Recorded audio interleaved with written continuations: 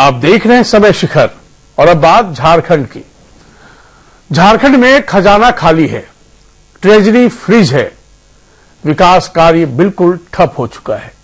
हालात इस कदर बदतर हो गए हैं कि केंद्र से कर्ज लेकर राज्य के कर्मचारियों और पेंशन भोगियों को वेतन और पेंशन दिया गया है। नए टेंडर जारी नहीं हो रहे, वहीं पुराने टेंडरों पर तत्काल प्रभाव से रोक लगा दी गई है।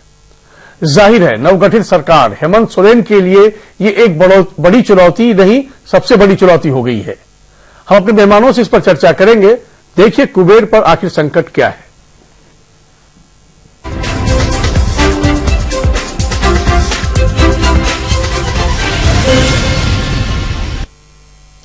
झारखंड में हेमंत सोरेन की सरकार को बने 1 महीने से ज्यादा हो चुके हैं। मुख्यमंत्री हेमंत कई बार इस बात को दोहरा भी चुके हैं कि राज्य का खजाना पूरी तरह खाली है, लिहाजा पूर्ववर्ती रघुवर सरकार में शुरू हुए डेवलपमेंट प्रोजेक्ट पर ब्रेक लगा दिया गया है। जेएमएम का कहना है कि राज्य के मुख्यमंत्री हेमंत सोरेन दिल्ली जाकर प्रधानमंत्री नरेंद्र मोदी और वित्त मंत्री निर्मला सीतारमण से मुलाकात कर राज्य की हालत से उन्होंने रूबरू कराया तो केंद्र से कर्ज मिला। आपको बता दें कि दिसंबर माह में राज्य के खजाने में सिर्फ 65 करोड़ रुपए थे। सोरेन सरकार ने केंद्र से 1800 करोड़ रुपए का कर्ज लिया, साथ ही अन्य स्रोतों से रुपए जुटाए गए तो खजाने में 1925 करोड़ जमा हो गए बड़ी मुश्किल से। सरकार ने इन पैसों से राज्य के कर्मचारियों को वेतन और सेवानिवृत्त कर्मचारी को पेंशन दिया। लंबे समय से वेतन के लिए संघर्ष कर रहे शिक्षा मित्रों को 2 महीने का वेतन जारी किया। बावजूद इसके ट्रेजरी में अब भी करोड़ों का बिल पेंडिंग है। ट्रेजरी फ्रीज हो जाने के बाद करोड़ों रुपए के विकास कार्य पर कुछ समय के लिए रोक लगा दी गई है, तो राज्य सरकार ने ठेकेदारों के भुगतान पर भी तत्काल प्रभाव से रोक लगा दी।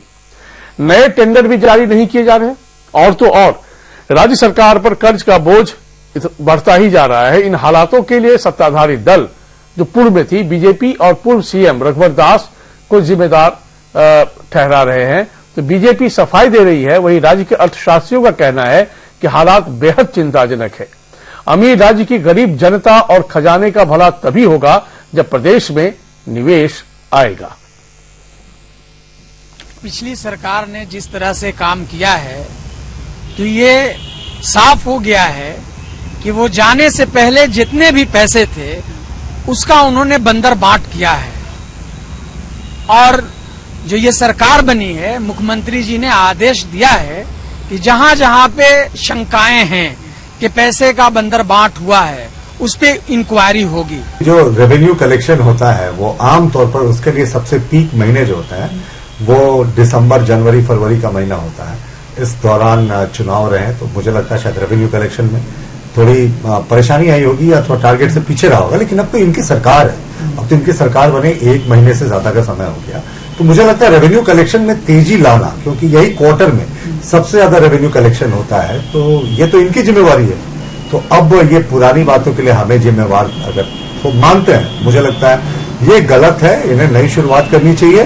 5 वर्षों के लिए सरकार ने मैंडेट दिया, जनता ने मैंडेट दिया, प्लस अभी बजट आने वाला है, तो बजट में इनकी क्या सोच है, क्या विजन है, कैसे रेवेन्यू कलेक्शन को बढ़ाएंगे, तो इन चीजों पे उन्हें सोचना चाहिए। ये जो नई झारखंड की सरकार आई है सच में कांटों का ताज लेके ही आई है, बिकॉज जो रेवेन्यू का सिचुएशन है वो बहुत अच्छा नहीं है। इसका मुख्यतः कारण है कि बहुत सारे प्रोजेक्ट्स शुरू तो हुए हैं पिछले गवर्नमेंट में, लेकिन वो खत्म नहीं कर पाए, इसलिए आउटकम वैसा नहीं आया। अब करना क्या है, बहुत सारे उपाय हैं, जैसे फाइनेंस कमीशन और सेंट्रल गवर्नमेंट से मदद लेनी चाहिए ओपनली, और ये पता करना चाहिए कि कौन कौन सा वेंचर्स है जहां पे रेवेन्यू जनरेशन हो सकता है। दूसरा है कि एक ग्लोबल समिट ऐसा होना चाहिए, पिछले बार जैसा नहीं। इस बार जो एमओयूज बने हैं उस पर प्रोजेक्ट्स आने चाहिए। जब तक बाहर की कंपनीज बाहर के ये नहीं आएंगे और यहाँ के हैंडीक्राफ्ट्स, एग्रीकल्चर, बहुत सारे फूड प्रोसेसिंग, बहुत सारे इंडस्ट्रीज है जो डोमेंट है, इसको रिवाइव जब तक नहीं करेंगे तब तक रेवेन्यू जनरेशन का बहुत बड़ा मुद्दा बना रहेगा।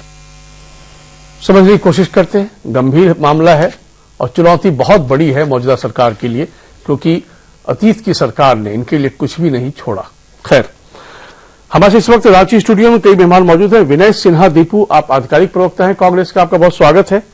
प्रमोद मिश्रा, आप बीजेपी के नेता हैं, वरिष्ठ नेता, आपका बहुत स्वागत है। और पटना स्टूडियो में मुकेश कुमार और डॉक्टर संजय कुमार हमारे साथ पहले से ही बने हुए हैं, राजनीतिक विश्लेषक है दोनों। भाई प्रमोद जी, आप लोगों ने तो हद कर दी भाई। 37,000 करोड़ के कर्ज पर आप लोगों को दिया गया था झारखंड 2014 में, आपने राज्य की जनता पर 87,000 करोड़ का कर्ज छोड़ दिया। और तो और सवाल यह है कि अब इसकी भरपाई कैसे हो?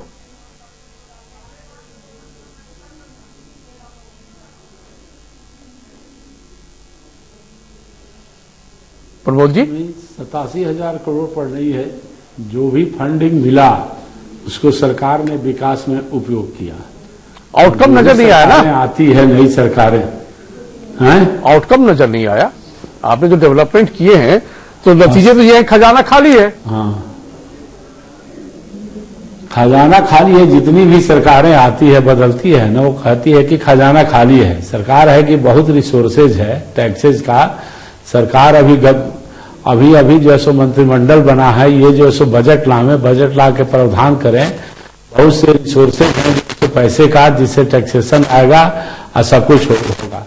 पहले ही इल्जाम जो है सो लगा देना कि 37,000 करोड़ पर कर्ज पर हम छोड़ के गए थे 2014 में, और फिर 87,000 करोड़ पर छोड़ के फैक्ट ही है ना साहब। ऐसी कोई बात नहीं कैसे है। ऐसी कैसे नहीं बात है? आप कैसे इसमें इनकार कर सकते हैं भाई? कैसे इनकार कर सकते हैं? 37,593 करोड़ का कर्ज था उस वक्त झारखंड पर 2014 में। अब जो मौजूदा, मैं वर्तमान की बात बता रहा हूं प्रमोद जी, 85,234 करोड़ का कर्ज है झारखंड पर। अब बताइए आप, इसको आप कह रहे हैं कि नहीं मानेंगे? मत मानिए साहब, आजकल मानता कौन है?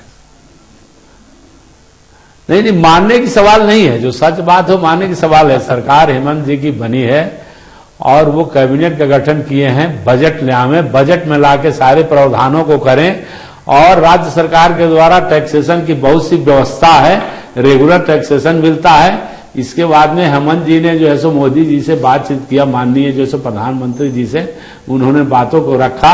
माननीय प्रधानमंत्री जी ने आश्वासन दिया कि पूरे स्ट्रक्चर के साथ आप आइए, कहाँ कहाँ आपका जो है सो खर्चा है, हम भी झारखंड का विकास चाहते हैं, हम आपको पैसा देंगे। वो सब तो सही है, ज्ञान मिला तो लोन मिला ना। तब सवाल ये पैदा होता है कि सरकार की गठन जो किए हैं, युवा मुख्यमंत्री हैं, इनसे राज्य की जनता को उम्मीद है अपनी जो है सो बजट बनावे और रिसोर्सेज कहाँ कहाँ है ढूंढे। ठीक, क्योंकि आज तक आजादी समझ गया सर आपकी बात। जितनी भी सरकारें आई है, चेंज आजादी के बाद जितनी भी सरकारें आई है, वो वही आरोप जो है सो लगाई है कि सरकार ने खजाना खाली करके गया है। अब ये आरोप की बात नहीं है। अच्छा, ये बताइए ना प्रमोद जी, बात है कि हेमंत जी सरकार को किस तरह से चलाते हैं। सर एक और छोटा जवाब बोला जाए, एक छोटा जवाब दे दीजिएगा। 2014 में जब आपकी सरकार बनी, आप लोग भी यही आरोप लगाए थे क्या?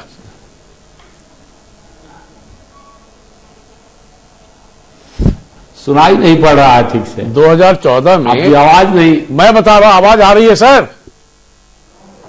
आवाज आई? अब हाँ आई। 2014 में जब आपकी सरकार बनी थी, तब आपने भी यही आरोप लगाए थे क्या? वो हर सरकारें लगाती है। ठीक, विनय सिन्हा जी, आजादी के बाद समझ गया सर। सरकारें आती है, वो सब कहती है कि खजाना खाली करके गए। अब ये नए सरकार की जिम्मेवारी है कि हम सरकार को कैसे जैसे चलाएंगे। ठीक, विनय जी भाई, ये तो परंपरा रही है, तो उस परंपरा को आप भी अब झेलिए, ऐसा ही कह रहे हैं? अभी इनके किस मनसे से परंपरा बता रहे हैं मुझको नहीं समझ में आ रहा है। ये तो सारे चीज सीएजी के अंतर्गत और पूरा अकाउंटेंसी के अंतर्गत आता है कि कैसे जो है डेफिसिट में है कि हम प्रॉफिटेबिलिटी में है। सबसे बड़ा डेफिसिट का कारण रहा है कि 4,000 करोड़ रुपया जो रेवेन्यू का जो हम लोग के हिस्से में, झारखंड के हिस्से में केंद्र सरकार के आने थे, वो डबल इंजन की सरकार बोलते थे ये लोग। लेकिन डबल इंजन की सरकार यहां काम करती नहीं थी, केवल पेन एंड पेपर में डबल इंजन और बोलने के क्रम में डबल इंजन के 1800 करोड़ रुपया आपका जीएसटी का हमारा रेवेन्यू जो झारखंड का हमारा कलेक्शन जो वापस आना था झारखंड को, वो नहीं आया है। और जो माइन सेक्टर से जो हमको रेवेन्यू जो हमारा शेयर है झारखंड का सेंट्रल गवर्नमेंट से, वो नहीं आ रहा है। इसका मतलब साफ है कि केंद्र सरकार ने झारखंड को कहीं पर नहीं। तीसरा, जो पैसे जो हमारे फंड आपने 82,000 कुछ रुपए जनरेट किया बजट प्रावधान में, आप उस प्रावधान को जो बजट प्रावधान जो पैसे आया जो डेफिसिट अकाउंट में रखे और आप कुछ इस अकाउंट में रखे कि हम उसको बाद में इस्तेमाल करेंगे। लेकिन आपने हाथी उड़ाया, आपने ऐसे ऐसे जगह पैसे उसको खर्चा किया, मतलब मैनेजमेंट ऑफ इकोनॉमिक जो है झारखंड का वो खा गया 5 साल में। जहां पर इस्तेमाल करने का था, आज आप देख लीजिए कि इतनी योजनाएं आप लाए, क्रियान्वयन के नाम पर कोई भी क्रियान्वयन नहीं हुआ है। इसका मतलब वो पैसे कमा, अभी आप गवर्नमेंट बनी है हेमंत जी की, अभी पकड़ा रहे हैं कि जितने फॉल्स पेपर में जो है टेंडर हुआ, गढ़वा में पकड़ा रहा है 155 करोड़ रुपया, कहीं पकड़ा रहा है 65 करोड़ रुपया। आप रसीद सबको, एक मिनट मेरे को कर दीजिए पूरा। उन्होंने पूरे लोगों को, चीफ इंजीनियर चीफ सस्पेंड हो रहे हैं, बहुत के पे रुक रहे हैं। इसका मतलब जो बंदरबाट जो पैसे का हुआ और पैसे का जो डिस्ट्रीब्यूशन जो हुआ है, ये बहुत बड़ा कारण रहा होगा। विनय जी, क्या है ना, झारखंड में एक और परंपरा रही है जो हमने देखा है कि काम किसी को अलॉट कर दिया जाता है, टेंडर बाद में निकलता है। ये बीती सरकार में अनुभव किया एकदम सही बोले। और जब ये स्थिति होगी तो आखिर हम जनता वोट देती है सरकार बनाने के लिए, तो जाहिर सी बात है आपको एक्शन भी लेना होगा। अब आप सरकार में हैं, यदि बीती सरकार के समय में तमाम अनियमितताएं जो बरती गई, जैसा आप आरोप लगा रहे हैं, तो उसके खिलाफ कार्रवाई कानून सम्मत क्यों नहीं हो? कि कोई सरकार नहीं करती है किसी सरकार पे कार्रवाई, तभी तो ये बंदरबाट होता है ना सर। संजय जी आपकी बात को सही मैं मानता हूं, और संजय जी इस तरह की कार्रवाई आगे चल रही है। डेली पेपर में 2-3 इंजीनियर सस्पेंड हो रहे हैं, अकाउंट उनका, अभी जितने पैसे ठेकेदार को मिले, जितने हैं उसको बिल को रोक दिया गया है। इतने अनियमितताएं हैं कि आप अंदाज नहीं लगा सकते इस 5 साल के कार्यकाल। हम पूरा अंदाज लगा रहे हैं सर, लेकिन आप लोग अंदाज लगाते ही है कि कार्रवाई करिए ना। क्यों नहीं तब तत्कालीन मुख्यमंत्री कटघरे में आए जो राज्य के मुखिया थे? संजय कार्रवाई हो रहा है, कार्रवाई चालू हो गई है, कार्रवाई चालू हो गई है, कार्रवाई दिख रही है डेली। ठीक है मुकेश जी, दरअसल ये बात सही है, आप भी काफी वाकिफ है झारखंड से, आप दोनों मेहमान। मैं कुछ जो है सो कहना चाहता हूँ। जी मैं आ रहा हूँ, देखिए राजनीतिक बातें आप करते रहिएगा, मैं जरा पटना जाने दीजिए। 1 मिनट। नहीं सर, मैं आ रहा हूँ। इंफ्रास्ट्रक्चर इस सर रुक जाइए ना, आप बताइए यार अपनी बारी में। मैं पहले मैं अपने बाकी पैनलिस्ट से बात कर लूं सर, प्लीज वेट कर लीजिए, आपको मैं तसल्ली सुनूंगा। मुकेश जी, दरअसल बात कहां से कहां जाकर गड़बड़ी होती है और क्यों होती है? अब देखिए, एक डोभा प्रोजेक्ट था झारखंड में जिस पर तकरीबन 1000 करोड़ रुपए खर्च हुए हैं। 1000 करोड़ जल संकट से निपटाने के लिए, छोटा छोटा डोभा बना के। आज यदि आप ढूंढने जाएंगे तो आपको बहुत सारे डोभा गायब नजर आएंगे। 1000 करोड़ रुपए बर्बाद हो गए लगभग उसमें। लेकिन कोई सरकार तब गलत नहीं ठहराती है चीजों को। उस वक्त प्रेस कॉन्फ्रेंस कर करके तमाम ब्यूरोक्रेट जो थे पीठ थपथपा रहे थे और लगा था कि झारखंड में ना सब समुद्र आ गया है डोभा के जरिए।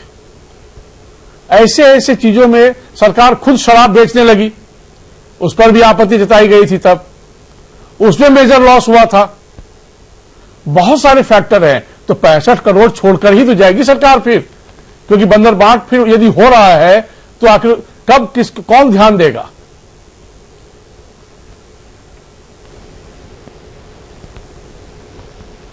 बिल्कुल संजय जी, अभी आपने जिस बात को कहा, विनय जी जिस बात को दर्शा रहे थे, उन दोनों को अगर गंभीरता से और गहनता से उसका केवल परीक्षण कर लीजिए तो पहली बात यह है कि वहां वित्तीय अराजकता है, वहां वित्तीय स्थिति ऐसी है कि वहां आपको फाइनेंशियल इरेगुलरिटीज के नए मानक गढ़े गए हैं, जो बता रहे हैं आपके सामने अभी चैनल बता रहे हैं, पूरी झारखंड की जनता सुन रही है।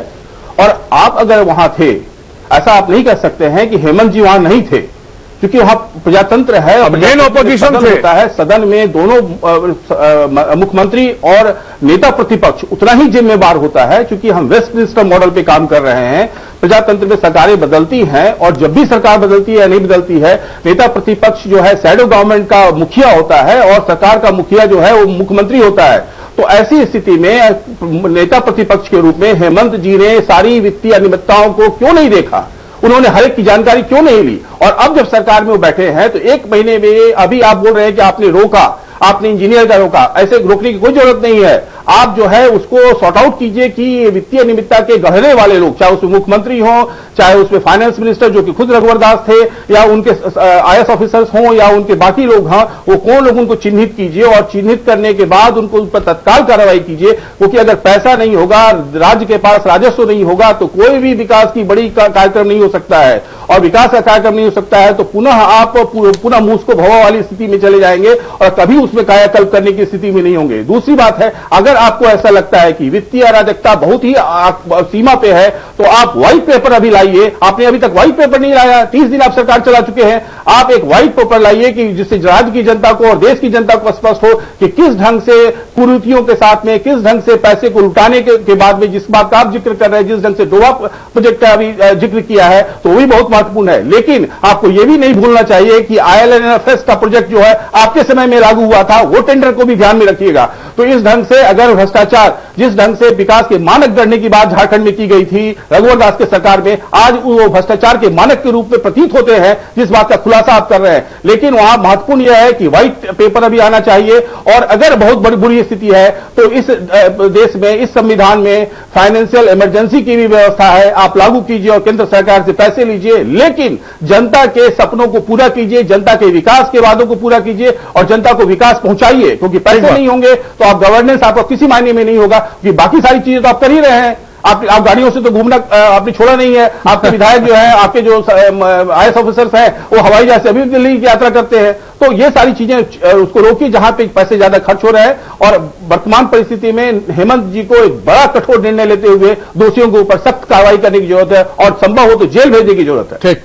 डॉक्टर संजय कुमार, एक और लोक लुभावन योजना थी तत्कालीन सरकार की, बीती सरकार की, 1 रुपये में रजिस्ट्री कराना, एक वो भी बड़ा फैक्टर बना है जिससे नुकसान हुआ है राज्य को। हम राज्य को बेहतरी की ओर ले जाना तो चाहते हैं, किसी भी सरकार की नीति तो यही होती है, लेकिन उसमें हम कुछ ऐसी ऐसी योजनाओं को लॉन्च कर देते हैं जिसको बाद में जब देखा जाता है तो लगता है कि ये आखिर किसको ध्यान में रखकर इन सब योजनाओं को लाया गया था, किसका लाभ होता है उसमें, किसको लाभ पहुंचता है। हालांकि सरकार कह रही है कि वो श्वेत पत्र लाएगी, लेकिन ये बताइए कि 5 साल इसी को संभालने में लग जाए, फिर अगला 5 साल कोई सरकार आए, फिर वो अगले 5 साल, बीते 5 साल को संभालने में लग जाए, तो अकाउंटेबिलिटी तो फिक्स करनी पड़ेगी साहब, जो हमारे देश की राजनीति में नहीं होता है।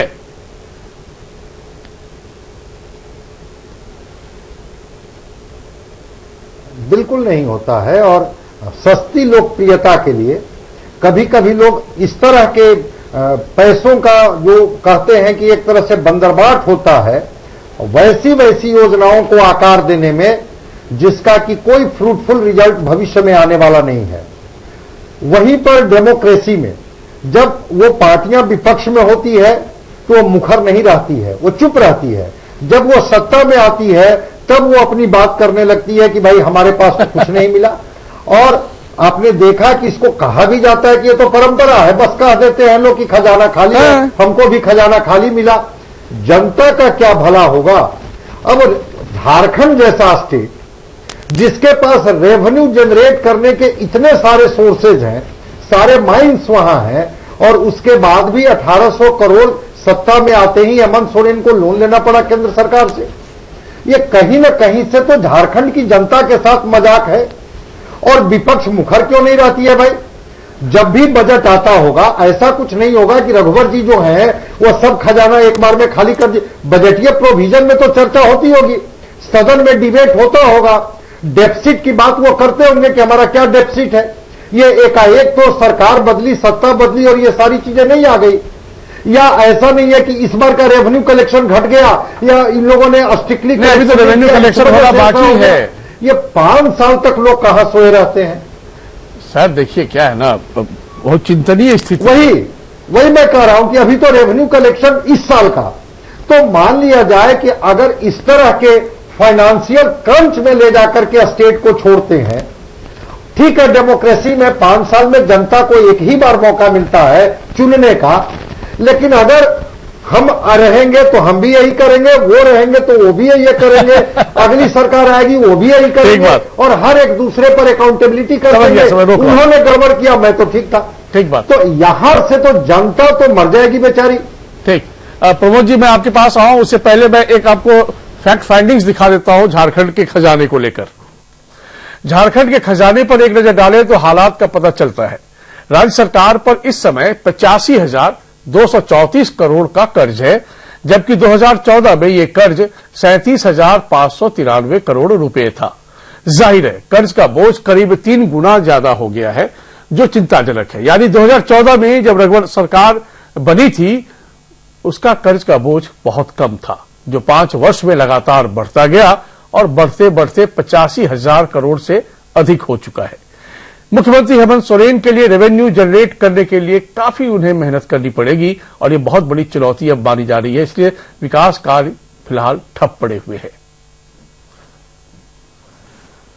तो प्रमोद जी, तब आप क्या प्रतिक्रिया देना चाह रहे थे, और जवाबदेही को लेकर जब एक सवाल आता है तो बगले क्यों झांकने लग जाती है राजनीति? प्रतिक्रिया हम देना यही चाहते हैं कि झारखंड में विगत 14 वर्षों में इंफ्रास्ट्रक्चर के संबंध में कोई काम नहीं हुआ था, थर्मल पावर के संबंध में कोई काम नहीं हुआ था, ग्रिड स्टेशन के संबंध में कोई काम नहीं हुआ था। तो ये जो कर्ज हुआ इंफ्रास्ट्रक्चर को एस्टेब्लिश करने में हुआ, ठीक, और जो पैसा सरकार खर्च की वो जायज जगह खर्च की, तो इंफ्रास्ट्रक्चर तो था ही नहीं। डोभा कैसा प्रोजेक्ट था? तो इंफ्रास्ट्रक्चर जब झारखंड में नहीं था तो इंफ्रास्ट्रक्चर को क्रिएट करने में डोभा कितना लाभान्वित कर पाया? बिजली देने में उसमें एक एक्सपेंस हुआ। तो ये सब सवालें जो आप कर रहे हैं, तो आधारभूत संरचना को खड़ा करने में पैसा गया। ठीक सर, आधारभूत संरचना का मैं जी को शामिल एक साल में मिलेगा, 2 साल में मिलेगा, 3 साल में मिलेगा। झारखंड एक ऐसा राज्य है जिसका अपना बिजली है ही नहीं, सारा कुछ रहते हुए। कहलगांव में एस्टेब्लिश किया गया, एनटीपीसी में एस्टेब्लिश किया, सैकड़ों ग्रिड। मैं समझ गया सर, बहुत सारी डिटेल हम नहीं जा सकते, समय की पाबंदी में आपको रोक रहा हूं। विनय जी ये बताइए कि इन्होंने बहुत काम किया आधारभूत क्षेत्र में, संरचना में, और इसी बीच डोभा को भी एक आधारभूत संरचना का हिस्सा बनाया गया। जी बताइए, अब आप पूरी बात बताइए। आपने एक बड़ा अच्छा उदाहरण दिया, अब डोभा का उदाहरण दिया। इंफ्रास्ट्रक्चर में खर्चे की बात करें, इंफ्रास्ट्रक्चर कहीं झारखंड में दिख नहीं रहा है। आखिर वो पैसा गया कहां? असल मुद्दा तो हम लोग को झारखंड की जनता को जानना है। प्रतिपक्ष और पक्ष की बात हमारे राजनीतिक विशेषज्ञ कर रहे हैं, लेकिन वो भी जानना होगा कि हम डेफिसिट अकाउंट में जो विधानसभा के पटल में हम अपने जब पूरे इकोनॉमिक रखते हैं तो उसमें वो सब छिपाया जाता है। हम उनके इकोनॉमी को जाकर के चुरा करके निकाल करके नहीं लाएंगे, वो दिखाएंगे, उसी को हम मानेंगे और उसी पे बात करेंगे हम। लेकिन आज सबसे बड़ा है कि रेवेन्यू जनरेशन हमारा जो माइंस से 27% होना चाहिए, जो हमारा खजाना है झारखंड का, हमारा जो है कोयला, जो हमारा उत्पादन करने का एक हम पका हुआ जो कोयला खाना बनाने का तो सिर्फ झारखंड में होता है, उससे हमको 17%। आखिर ये रेवेन्यू हमको क्यों नहीं डेवलप कर रहा है? इसका मतलब केंद्र में भी आपकी सरकार, राज्य में भी आपकी सरकार, आखिर इसके पीछे या तो अगर रेवेन्यू आ रहा है तो सरकार आपकी है ना विनय जी, जांच कराइए ना ईमानदारी से, कम से कम ईमानदारी से जांच कराइए ना। यदि सबकी सरकार ने अच्छा काम किया होगा तो नमस्कार कर लीजिएगा, और यदि अच्छा काम नहीं किया होगा तो कानून सम्मत कार्रवाई कीजिएगा। लेकिन पूरा भारत ऐसे कार्रवाई के लिए तरस जाता है साहब, आम जनता सिर्फ वोट देने के लिए बनी रहती है। हेमंत सोरेन ने ये काम करना चालू कर दिया है, और हमारे विश्लेषक महोदय जो किए कि श्वेत पत्र लाइए, हम क्लियर कट कर रहे हैं कि जो भी आरोप आप जो सो लगा रहे हैं, श्वेत पत्र लाइए और कार्रवाई को 1 महीना में त्वरित कीजिए। चलिए, बीजेपी भी आपको ऑफर कर रही है, एकदम लाइए श्वेत पत्र, फैक्ट्स को लाइए। बहुत शुक्रिया सर, बहुत धन्यवाद प्रमोद जी, बहुत धन्यवाद विनय जी आपका, बहुत शुक्रिया मुकेश जी, बहुत धन्यवाद डॉक्टर संजय कुमार आपका। कुबेर पर संकट तो है, इसमें कोई दो मत नहीं है, और संकट है राज्य की अपनी नीति। उन नीति, वैसी नीति जो सही मायने में राज्य हित में थी या नहीं थी, क्योंकि उसका लाभ राजस्व के रूप में राज्य को तो नहीं मिला। अलबत्ता यह जरूर हुआ कि 65 करोड़ के मात्र राशि को छोड़कर बीती सरकार गई और वर्तमान सरकार 1800 रुपये कर्ज लेकर केंद्र सरकार से राज्य के कर्मचारियों को वेतन भुगतान कर रही है। अब सोचिए कि क्या होगा आगे और कितना संकट गहरा चुका है झारखंड का। सहारा पड़ा।